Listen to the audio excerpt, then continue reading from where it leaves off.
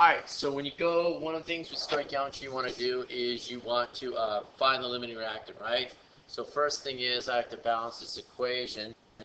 So when you balance the reaction, there's 2AgNO3 plus nickel, 2Ag NiNO3. So then first thing, you look, you want to organize it as you go through. So when I go to organize it, I realize I have 22.9 grams of nickel, 112 grams of AgNO3.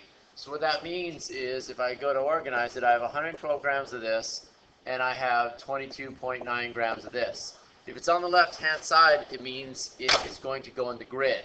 So left-hand side means grid. So when I go to set it up, I'm going to set up my first grid, set it up, drop it in like this, and then I'm going to start with, 112 grams of AgNO3. 112 grams of AgNO3 goes here. Remember, I auto-copy whatever's here, automatically goes here. Grams of AgNO3. Take the molar mass of AgNO3 is 169.9 equals 1 mole of AgNO3. At that point, I know it's time for the mole ratio. Since the second part of the problem asked me about mass of NiNO3, I am going to run it to that one. So my ratio is going to be 2 to 1. So 2 moles of AgNO3 equals 1 mole of NiNO3 parentheses 2. And I just convert to moles. Last step is I need mass. So the mass of that is going to be, I auto-copy down here. So I'm going to write moles of NiNO3 parentheses 2. 1 mole of that is equal to 182.7 grams of NiNO3 parentheses 2. Set that up and I got my grid for the first one. When you run the grid, you get 60.2 grams of NiNO3 for that one. So then, again, 2 givens that are both reactants means 2 grids. So I'm going to take, I have to create another grid. So I'm going to do this, same thing. Set it up, grid it up, and in this case now I'm using 22.9 grams of nickel goes here. Auto copy. I have grams of nickel here. Molar mass, that means the molar mass of nickel goes there. Molar mass of nickel is 58.7 grams equals 1 mole of nickel. Now it's time for my mole ratio. When I look at the equation, it shows that I have 1 mole of nickel to 1 mole of nickel nitrate. So when I go back over here, I'm going to go 1 mole of Ni equals 1 mole of Ni parentheses NO3 parentheses 2, and then 1 mole of NiNO3 parentheses 2 is equal to 182.7 grams of NiNO3 parentheses 2. When I go, I'm going to run that grid, see what my answer is. So I'm going to do a little mathematics. Be right back. When I run that grid, I end up with 71.3 grams of nickel nitrate. Remember, a limiting reactant means smaller numbers. So when I get the answers to the 2 grids, I cross out the larger one. The smaller number, that is my theoretical yield. That's the most I could make is 60.2 grams. That makes this my excess. I'm going to come back over here and I'm going to circle that for my X because that tells me what is going to be left over. So the second part of the problem, or the third part of the problem, asks how many grams of excess reactant are left over.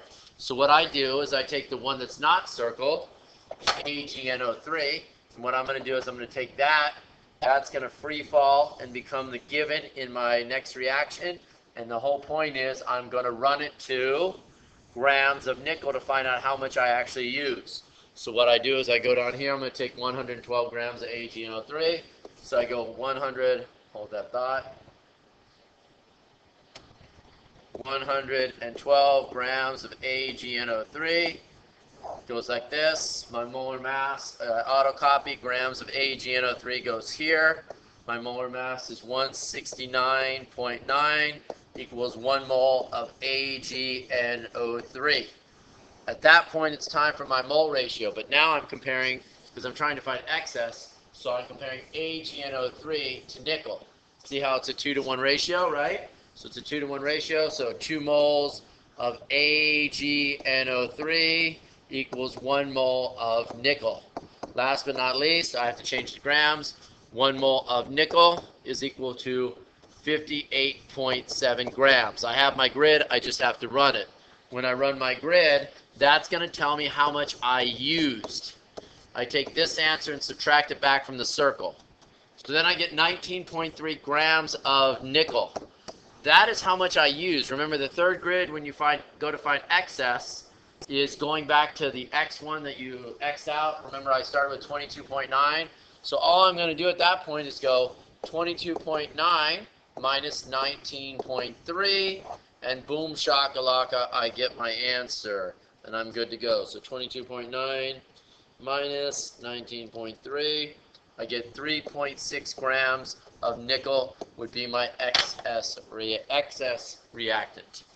All right, when you go to attack this problem, it says 8. Okay, so first thing is they give me 8.87 grams of ASO3. Notice that is on the left-hand side. 8.87. That automatically means you got to grid it, always.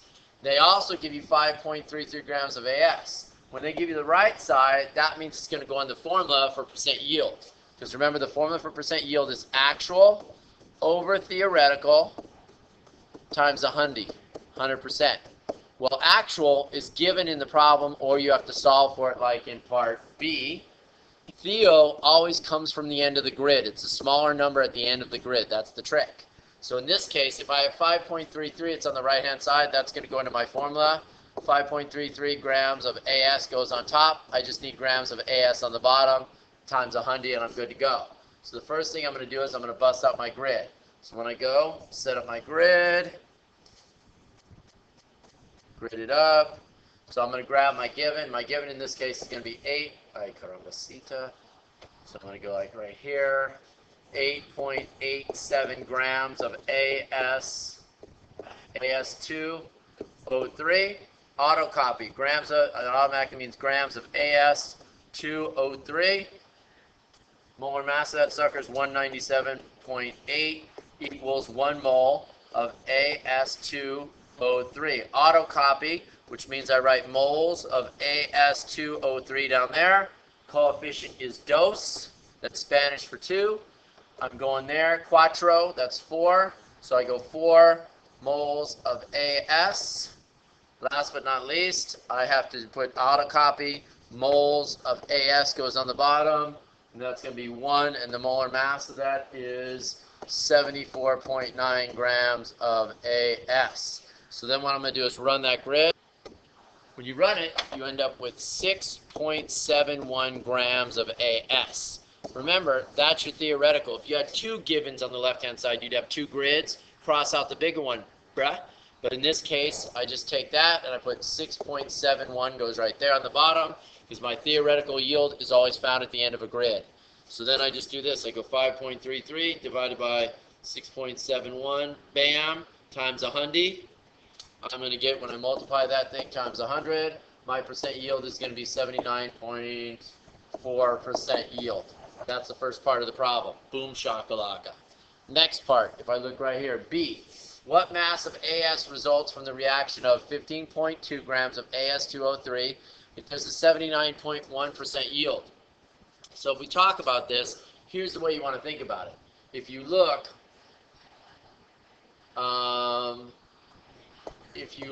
at it, the way it works is this.